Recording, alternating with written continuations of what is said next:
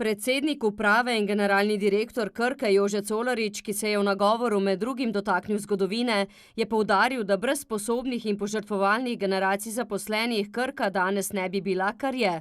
Srečanja sicer niso edina vez upokojencev s Krko. Namreč Krkini sodelavci imajo možnost koristiti Krkine počitniške zmogljivosti, prav tako je aktivno društvo upokojencev Krka in pa seveda so prejemniki tudi mesečne revije Utrip, kjer imajo tudi svojo rubriko. Vseh Krkinih upokojencev je 2300. Leto 1978 se je pisalo, ko je skozi Krkina vrata vstopila 16-letna Lojzija Žagar. Pa bilo je druženje, razumevanje med sodelavci,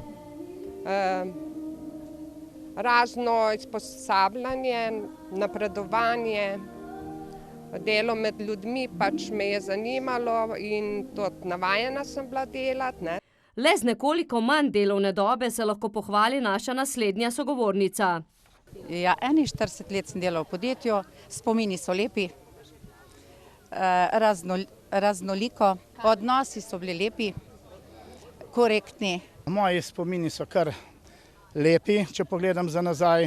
Sprejet sem bil dobro, delovno mesto je bilo tudi odlično, tako da se je dalo in napredovati in vzporedno z raznimi športnimi aktivnosti se baviti. Med sveže upokojenimi je tudi računovodja Jožica Žagar. Delo je bilo pestro, včasih stresno, včasih tudi zabavno, odvisno kakšno stranko imaš na telefonski zvezi. Mislim, da sem svoje delo opravila pošteno, tako kot se spodobi za to delovno mesto. Prvi mož podjetja se je na odru vsakemu upokojencu zahvalil za trud z darilcem in cvetjem.